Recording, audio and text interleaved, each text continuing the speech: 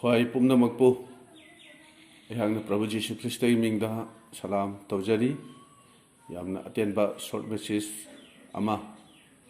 ओइने ईश्वर की वही से तामिनसी माथी पंदुप तरामरी पद कुंतरेतगी तैगुमसुंग जीशुना खुदक अदुदा मखोइदा हाइरगी पुंगनिंग लुबना लयु अइनी कीगनु अदुदा पीटर ना इबुंगोदा खुमलम्मी प्रभु इबुंगो ओइरबदी इबुंगो की मफमदा अइने इसिंग मथक्ता लाकनबा याथंग पिबियु इबुंगोना हाय लाउ तामिनख्रबा शास्त्री वहायसे इबुंगोना नहोना बोर पिनबिबा ओरसनु आमेन ngasi nimida sida ayhaki short message asidamakta thamjariba hiramadudi Ishwarna Wasakpibasi Ningsingsi प्रार्थना तौजगे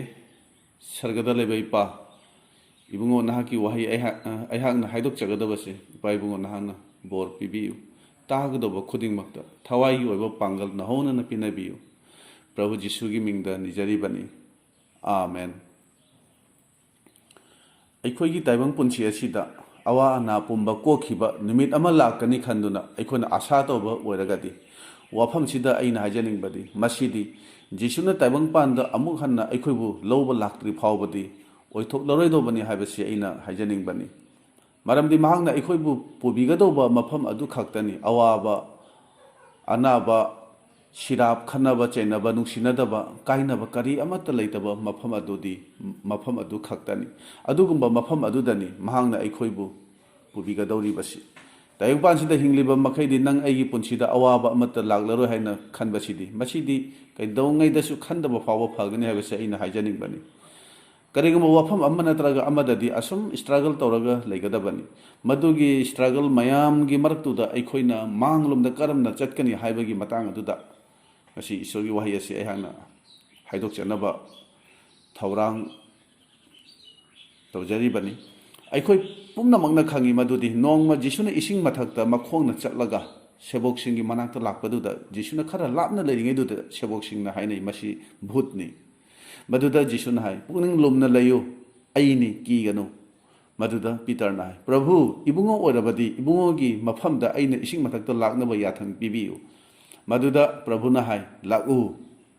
ngasiगी निमितसिदा प्रभु जीशुना हारिबा वफम असे अखोइ सेंगना खंमिननबा अखोइ थौरांग तौसि प्रभुना हायदि लाउ मसि जीशुगी याथंग अमनी अदुगा मागी वासक अमसुनी जीशुना लाउ हाइबदु पीटरना तारबदा जीशुगी मथंगदा सेबोकसिंगी मरक्तगी अकीबा चिंगनबगी मफम ओरिबा ही अदुदगी थोरकलगा अहानबा ओइना इसिंग मथक्ता चटखिबदो पीटरनी बाइबल ना हाइदी पीटरना इसिंग मथक्तुदा असुम चटपा मतमदुदा सिटलिबा नुसितु उबदा महाक कीबा हौरक्लमी अदुगा लुप्पा हौरमी मदुदा पीटरना प्रभु अइबु कनबियु हाइना मांगना लौरकपनी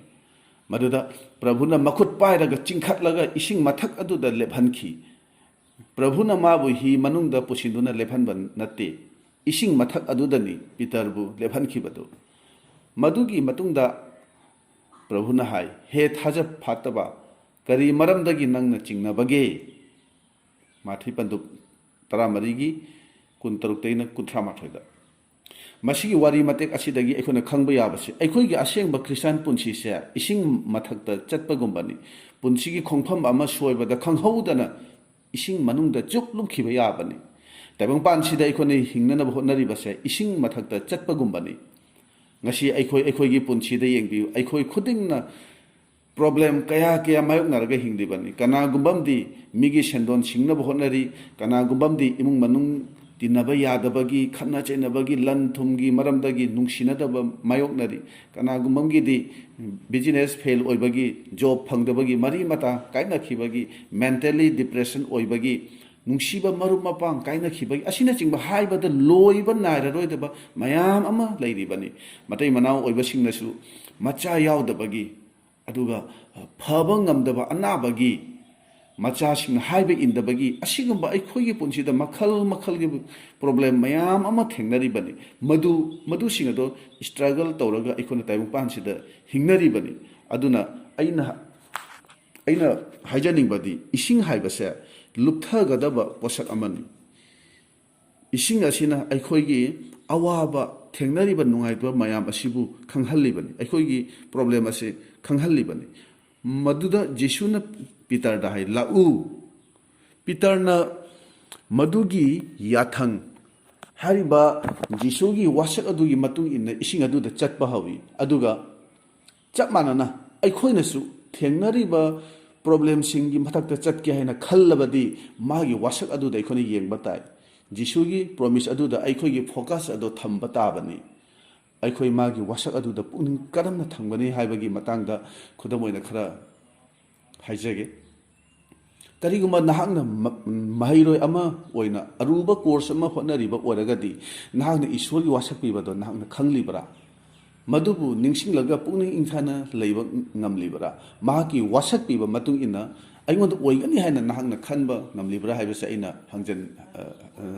ꯍꯪꯖꯅꯤꯡꯕꯅꯤ ꯕꯥꯏꯕꯜꯅ ꯍꯥꯏꯔꯤ ꯂꯧꯁꯤꯡ ꯅꯤꯖꯕ ꯃꯤ ꯑꯗꯨꯗ ꯏꯕꯨꯡꯉꯣꯅ ꯂꯧꯁꯤꯡ ꯄꯤꯕꯤꯒꯅꯤ ꯖꯥꯀꯣꯕ 1:5 ꯈ꯭ꯔꯤꯁꯇꯗ ꯃꯔꯥꯡ ꯀꯥꯏꯕ ꯂꯧꯁꯤꯡ ꯃꯍꯩꯒꯤ ꯂꯟ ꯄꯨꯝꯅꯃꯛ ꯂꯣꯠꯇꯨꯅ ꯊꯝꯂꯦ ꯀꯣꯂꯣꯁꯤꯌꯥ 2:3 ꯃꯁꯤ ꯏꯁꯣꯔꯒꯤ ꯋꯥꯁꯛ ꯄꯤꯕ ꯑꯗꯨꯅꯤ ꯑꯗꯨꯅ ꯃꯍꯩ ꯇꯝꯂꯤꯕ ꯈꯨꯗꯤꯡꯃꯛꯅ ꯂꯧꯁꯤꯡ ꯄꯤꯕꯤꯌꯨ ꯍꯥꯏꯗꯨꯅ ꯅꯤꯖꯕ ꯌꯥꯒꯅꯤ ꯈꯪꯕ ꯉꯝꯕꯒꯤ ꯄꯥꯡꯒꯜ ꯄꯤꯕꯤꯌꯨ ꯁ꯭ꯇꯗꯤ ꯇꯧꯕ ꯉꯝꯅꯕ ꯐ꯭ꯔꯦꯁ ꯃꯥꯏꯟ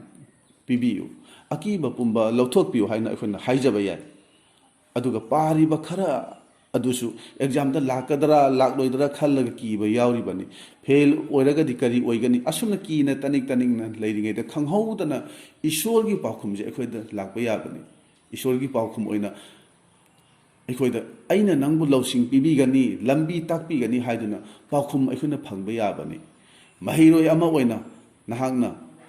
ꯄ꯭ꯔꯚꯨꯗ ꯑꯁꯨꯝꯅ ꯍꯥꯏꯖꯕ ꯌꯥꯏ ꯄ꯭ꯔꯚꯨ ꯅꯍꯥꯛꯅ ꯄꯤꯇꯔꯒꯤꯗꯃꯛꯇꯗꯤ ꯉꯥ ꯐꯥꯕ ꯑꯃꯒꯨꯝꯅ ꯂꯥꯛꯄꯤꯈꯤ ꯄꯤꯇꯔ ꯑꯗꯣ ꯉꯥ ꯐꯥꯕꯅꯤ ꯑꯗꯨꯕꯨ ꯑꯩꯈꯣꯏꯒꯤ ꯄ꯭ꯔꯚꯨꯗꯤ ꯀꯥꯔꯄꯦꯟꯇꯔꯅꯤ ꯄ꯭ꯔꯚꯨꯅ ꯄꯤꯇꯔꯗ ꯉꯥ ꯐꯥꯕꯝ ꯑꯗꯣ ꯇꯥꯛꯄꯤꯈꯤꯕꯅꯤ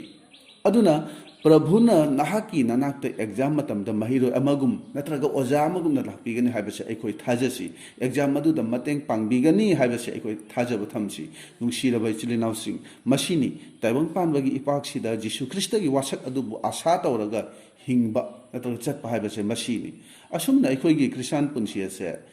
ꯍꯤꯡꯒꯗꯕꯅꯤ ꯃꯤꯁꯤꯡꯅ ꯗꯤꯄ꯭ꯔꯦꯁꯟ ꯑꯣꯏꯔꯒ ꯗꯤꯁꯀꯔꯦꯖ ꯑꯣꯏꯔꯒ ꯍꯤꯡꯕ ꯑꯩꯈꯣꯏꯅ ꯃꯌꯥꯝ ꯑꯃ ꯎꯕ ꯐꯪꯏ ꯃꯗꯨꯒꯤ ꯃꯔꯝꯗꯤ ꯃꯈꯣꯏꯒꯤ ꯄꯨꯛꯅꯤꯡ ꯑꯗꯣ ꯏꯁꯣꯔꯒꯤ ꯋꯥꯍꯩꯗꯒꯤ ꯂꯥꯞꯊꯣꯛꯈꯤꯕꯒꯤꯅꯤ ꯏꯁꯣꯔꯒꯤ ꯋꯥꯍꯩꯗ ꯃꯥꯒꯤ ꯋꯥꯁꯛ ꯄꯤꯕ ꯑꯗꯨꯗ ꯊꯥꯖꯕ ꯊꯧꯗꯣꯛ ꯈꯔ ꯑꯩꯈꯣꯏꯅ ꯕꯥꯏꯕꯜꯗꯒꯤ ꯈꯨꯗꯝ ꯑꯣꯏꯅ ꯌꯦꯡꯃꯤꯟꯅꯁꯤ ꯑꯔꯤꯕ ꯋꯥꯂꯦꯞꯅꯕꯗ ꯏꯁꯣꯔꯅ ꯃꯧꯁꯤꯕꯨ ꯁꯤꯖꯤꯟꯅꯗꯨꯅ ꯏꯖꯔꯦꯜꯒꯤ ꯃꯆꯥꯁꯤꯡꯕꯨ ꯏꯖꯤꯞꯇꯒꯤ ꯄꯨꯊꯣꯔꯛꯇꯨꯅ ꯆꯠꯄꯒꯤ ꯃꯔꯝꯗꯤ ꯏꯁꯣꯔꯅ ꯍꯥꯏꯈꯤ ꯑꯩꯅ ꯅꯈꯣꯏꯕꯨ ꯑꯅꯧꯕ ꯂꯝ ꯑꯃꯗ ꯄꯨꯕꯤꯒꯅꯤ ꯃꯗꯨꯒꯤ ꯂꯩꯕꯥꯛꯇꯨꯕꯨ ꯏꯁꯣꯔꯅ ꯋꯥꯁꯛ ꯄꯤꯕ ꯂꯝ ꯄ꯭ꯔꯣꯃꯤꯁ ꯂꯦꯟ ꯍꯥꯏꯅ ꯍꯥꯏꯕꯅꯤ ꯃꯗꯨ ꯃꯈꯣꯏꯒꯤ ꯍꯣꯠꯅꯖꯃꯟꯅ ꯐꯪꯕ ꯅꯠꯇꯦ ꯃꯗꯨꯗꯤ ꯑꯕ꯭ꯔꯥꯍꯥꯝꯗ ꯏꯁꯣꯔꯅ ꯋꯥꯁꯛ ꯄꯤꯈꯤꯕꯅꯤ ꯅꯪꯒꯤ ꯙꯔꯥꯗ ꯃꯗꯨꯒꯤ ꯂꯝꯗꯨ ꯄꯤꯕꯤꯒꯅꯤ ꯍꯥꯏꯅ ꯏꯁꯣꯔꯅ ꯃꯗꯨꯃꯛ ꯇꯧꯕꯤꯈꯤꯕꯅꯤ ꯑꯗꯨꯅ ꯑꯩꯈꯣꯏꯁꯨ ꯃꯥꯒꯤ ꯋꯥꯁꯛꯁꯤꯡꯁꯦ ꯅꯤꯡꯁꯤꯡꯁꯤ ꯃꯗꯨ ꯑꯩꯈꯣꯏꯒꯤꯗꯃꯛꯇꯅꯤ ꯑꯩꯒꯤꯗꯃꯛꯇꯅꯤ ꯍꯥꯏꯕꯁꯦ ꯑꯩꯈꯣꯏ ꯊꯥꯖꯁꯤ ꯑꯇꯣꯞꯄ ꯈꯨꯗꯝ ꯑꯃꯠꯇꯒ ꯍꯥꯏꯖꯒꯦ ꯀꯔꯤꯒꯨꯝꯕ ꯅꯍꯥꯛꯅ ꯅꯍꯥꯛꯀꯤ ꯏꯃꯨꯡ ꯃꯅꯨꯡ ꯅꯣꯟ ꯈ꯭ꯔꯤꯁꯇꯥꯟꯁꯤꯡꯒꯤ ꯃꯔꯛꯇ ꯅꯪ ꯈꯛꯇ ꯈ꯭ꯔꯤꯁꯇꯥꯟ ꯑꯣꯏꯗꯨꯅ ꯂꯩꯕ ꯑꯣꯏꯔꯒꯗꯤ ꯃꯗꯨꯗ ꯅꯍꯥꯛꯅ ꯏꯃꯨꯡ ꯃꯅꯨꯡꯒꯤꯗꯃꯛ ꯄ꯭ꯔꯥꯔꯊꯅ ꯑꯁꯨꯝ ꯇꯧꯗꯨꯅ ꯑꯔꯥꯟ ꯈꯨꯕꯝ ꯐꯪꯅꯕ ꯍꯣꯠꯅꯕꯗ ꯑꯗꯨꯒ ꯄ꯭ꯔꯚꯨꯒꯤ ꯃꯔꯝꯗ ꯀꯌꯥꯔꯛ ꯍꯟꯅ ꯍꯥꯏꯔꯕꯁꯨ ꯃꯈꯣꯏꯅ ꯅꯪꯕꯨ ꯊꯧ ꯁꯥꯕꯤꯗꯕ ꯅꯣꯛꯅꯕ ꯀꯔꯦꯝꯅꯕ ꯇꯧꯔꯕꯁꯨ ꯃꯑꯣꯡꯒꯤ ꯋꯥꯐꯝꯀꯌా ꯍꯥꯏꯔꯕꯁꯨ ꯑꯁꯤꯒꯨꯝꯕꯒꯤ ꯃꯇꯥꯡꯁꯤꯗ ꯑꯩꯅ ꯍꯥꯏꯖꯅꯤꯡꯕꯗꯤ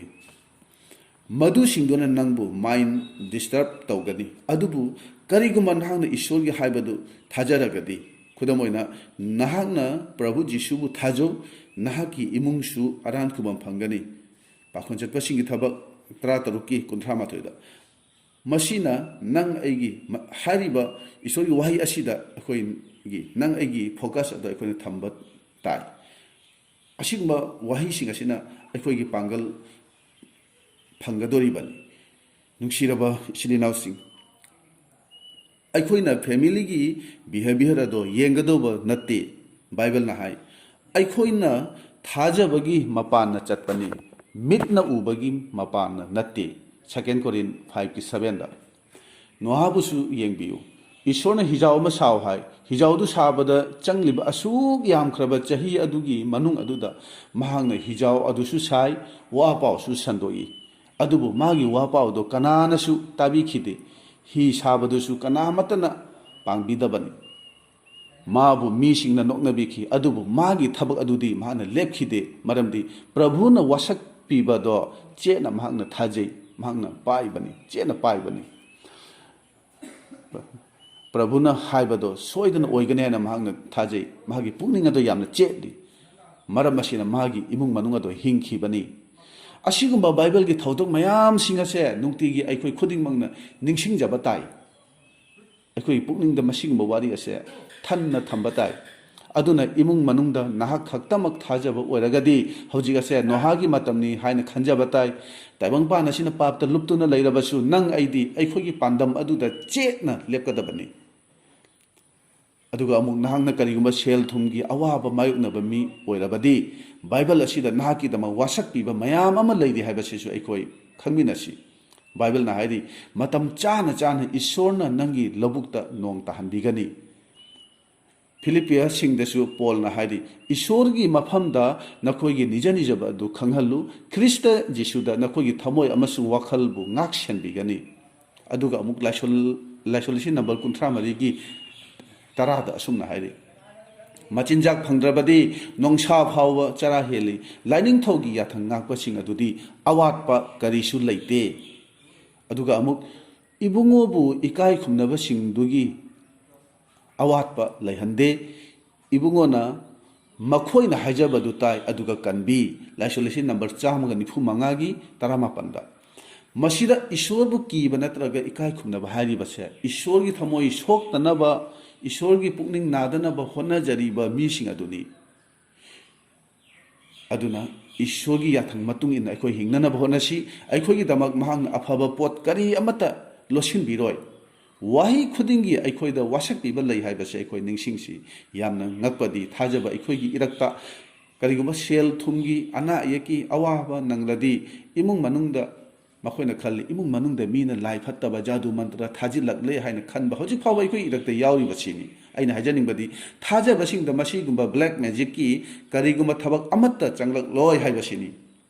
अखोइना तसेंगना ईश्वरगा चटमिनबा मी ओरगदी बाइबलना हाइदि अखोइगी दमक कोम तौथोकलगा थमलिबा मसामक कोम अदुदा तागनी मसी अखोइ निंगसिंगमिनसि खंदुना येंगबि ईश्वरगी मचा ओरिबा इजराइल सिंगबु मांगहल्लगे हाइना खनखिबा इजिप्टकी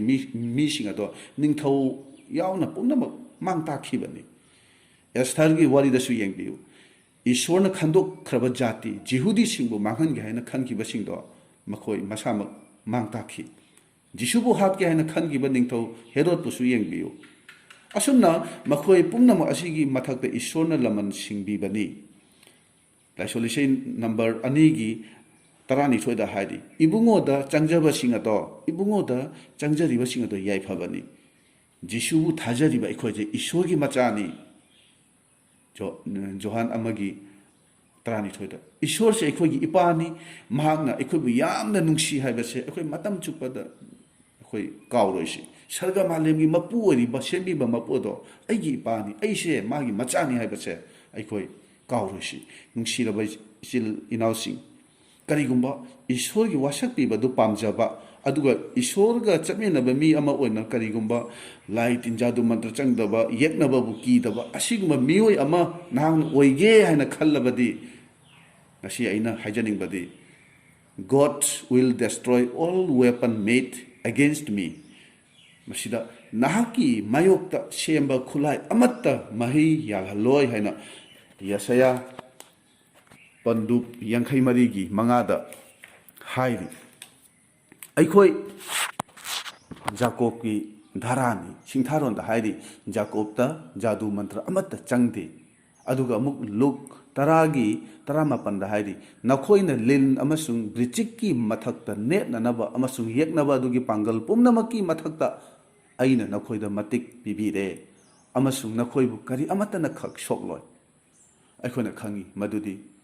जिसु ख्रिस्टगी मतम अदुदा येकनबा मीसिंगबु इसिंगदा नत्रगा करिगुम्बा महीदा हु यानसिलगा पिथकलगा हात्पा मयाम अमा याउरी Jisuna haidi nakoina shinaba hu thaklabas maduna khak sokloi adubu aikoi isana khangna hu thaklabadi madudi atopa wani adubu aikoina jisubu thajabagi damak Christian oibagi damak kanagumamna shinanaba hu pithaklabadi maduna khak sokloi haibani thajaba ichilinaw singi marakta atopa singna jisubu yeknaduna hu pithakpada shihaudaba